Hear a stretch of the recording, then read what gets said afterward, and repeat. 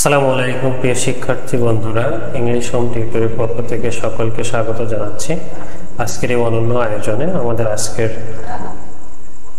বিষয় present continuous tense. আমরা present continuous tense চিনব, প্রেজেন্ট কন্টিনিউয়াস টেন্সের যে গঠন আছে সেই অনুযায়ী কিছু বাক্য গঠনও শিখব।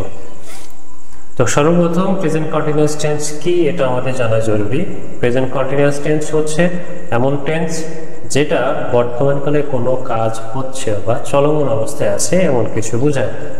যদি আমরা বাক্যটা দেখে কিংবা ক্রিয়াপদ দেখে চিনতে পারি তাহলে খুবই সহজ হবে। কিভাবে চিনব? বাংলা বাক্যের ক্রিয়ার শেষে তেসি তেসো তেসিন অথবা সে চি সেন এগুলো থাকবে, কিন্তু বাস্তবিক অর্থে অন্যান্য কিছু টেন্সেও এই চিহ্নগুলো কিন্তু পাওয়া যায়। সো আমরা চিনব কিভাবে?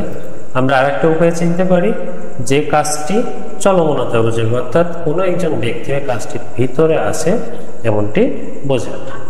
কন্টিনিউয়াস টেন্স গঠন করতে হলে আমাদের প্রথমে সাবজেক্ট নিয়ে আসতে হবে, দেনে আমি যার বসাইতে হবে সাহায্যকারী ভার্ব, এবং সাহায্যকারী ভার্ব বসলে ভার্ব ওয়ান এবং এর সাথে একটা আইএনজি যুক্ত করে বাকি যদি কোনো অংশ থাকে তাহলে সেটা আমাদের যোগ করে দিতে হবে।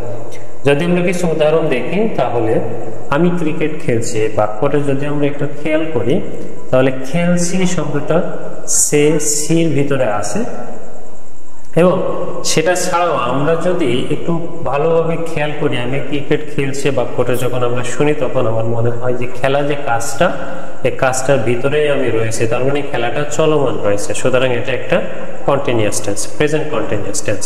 আমরা যদি দ্বিতীয় নম্বর উদাহরণে যাই, সে বিদ্যালয়ে যাচ্ছে। আমরা যখন এই বাক্যটা শুনছি তখন এটাই বোঝা যাচ্ছে যে বিদ্যালয়ে যাওয়ার যে প্রসেসটা সেটা কিন্তু চলমান রয়েছে। সুতরাং আমরা বলতে পারি এটা একটা প্রেজেন্ট কন্টিনিউয়াস টেন্সের উদাহরণ। এখন আমরা ঘটনা অনুযায়ী একটু সাজানোর চেষ্টা করে দেখি। প্রথমে আমাদের সাবজেক্ট নিয়ে আসতে হবে। সো আমি ক্রিকেট খেলছি, এই খেলার কাজটা করছে হচ্ছে আমি, সুতরাং আই পরে সাহায্যকারী এম বসে, তারপরে হচ্ছে যে ভার্ব খেলা করার ইংরেজি হচ্ছে প্লে, এর সঙ্গে আইএনজি যোগ, তারপরে আই এম প্লেইং আমি কি করছি বা কি খেলছি, আমি ক্রিকেট খেলছি, আই এম প্লেইং ক্রিকেট। দ্বিতীয় নম্বর উদাহরণে যদি যাই আমি, সে বিদ্যালয়ে যাচ্ছে, এই বাক্যটা সাবজেক্ট হচ্ছে সে, সুতরাং হি, এরপরে সাহায্যকারী ভার্ব সে হচ্ছে ইজ, সো ইজ বসালাম, দেন আছে ভার্ব হচ্ছে যাওয়া ইংরেজি গো, এর সাথে আইএনজি যোগ হবে, এবং আমি কোথায় যাচ্ছি, সে কোথায় যাচ্ছে, বিদ্যালয়ে যাচ্ছে, সে he is going to school. আমরা আরো কিছু উদাহরণ করে আসি, চলো। আমরা যদি এই বাক্যটির দিকে লক্ষ্য করি, আমি তার সঙ্গে পড়াশোনা করছি। সব কোনো বাক্য যখন আমরা ট্রান্সলেশন করব তখন আমরা একটা জিনিস খেয়াল করবো, সেটা হচ্ছে যে আমাদের বাক্যের ভার্বটি কোথায় আছে। আমরা এই বাক্যটির ভার্বটি খুঁজে পেয়েছি পড়াশোনা করছি। সো এই পড়াশোনা করার যে কাজটা কোন অবস্থায় আছে আমরা জানি। আমরা যদি একটু চিন্তা ভাবনা করি তাহলে আমরা দেখবো যে এটা একটা চলমান অবস্থায় আছে। আমি তার সঙ্গে পড়াশোনা করছি, মানে পড়াশোনা করার যে কাজটা সেটা আমি এখনো করছি, চলমান অবস্থায় আছে। সুতরাং আমরা এটাকে নির্দ্বিধায় বলতে পারি এটা হচ্ছে যে একটা প্রেজেন্ট কন্টিনিউয়াস টেন্স। সো আমরা একটু লিখে ফেলি present continuous tense. Present continuous টেন্সের গঠন কি হবে? অ্যাজ ইউজুয়াল আমরা প্রথমে বসাবো সাবজেক্ট, দেন বসাবো সাহায্যকারী ভার্ব এম, ইজ অথবা আর। এরপর আমরা কি বসাবো?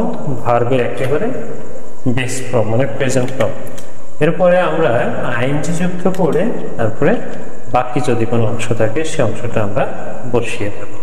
সুতরাং আমরা যদি এই সেন্টেন্সটি ট্রান্সলেশন করতে চাই সেক্ষেত্রে আমি তার সঙ্গে পড়াশোনা করছি, সর্বপ্রথম সাবজেক্ট নিয়ে আসতে হবে। এখন পড়াশোনার কাজটা করছে কে? অবশ্যই আমি করছি, সে সাবজেক্ট আছে আই। দেন আয়ের পরে আমরা সাহায্যকারী ভার্ব নর্মালি এম বসে, এরপরে হচ্ছে পড়াশোনা করছি, পড়াশোনা করা এটা হচ্ছে ভার্ব পড়াশোনা করা ইংরেজি হচ্ছে স্টাডি, এর সঙ্গে আমরা আইএনজি যুক্ত করে দিব স্টাডি। আমরা এখন এইটুকুর একটা ট্রান্সলেশন করবো, আই এম স্টাডিং আমি পড়ছি। একটা কি প্রশ্ন আসে, কি পড়ছি অথবা কার সঙ্গে পড়ছি। সো আমি কার সঙ্গে পড়ছি? উইথ হিম, আমি তার সঙ্গে কিন্তু পড়াশোনাটা করছি। আমরা যদি দ্বিতীয় লাইনের দিকে তাকাই তাহলে সে গভীর মনোযোগের সাথে পড়াশোনা করছে, এটাতেও ক্রিয়াপদ বা ভার্ব হচ্ছে পড়াশোনা করছে। তো পড়াশোনা করার যে কাজটা এখানেও কিন্তু চলমান রয়েছে, সুতরাং এটাও প্রেজেন্ট কন্টিনিউয়াস টেন্স। সো এটা আমরা ট্রান্সলেশন কিভাবে করব? সর্বপ্রথম আমরা সাবজেক্ট বসাবো এজ ইউজুয়াল। সাবজেক্ট হচ্ছে সে, হি। আমরা এখন সাহায্যকারী ভার্ব বসাবো, এর পরে ইজ বসে। এরপরে হচ্ছে যে পড়াশোনা করা যে ভার্ব, পড়াশোনা করে ইংরেজি আমরা আগেটা জেনেছি স্টাডি।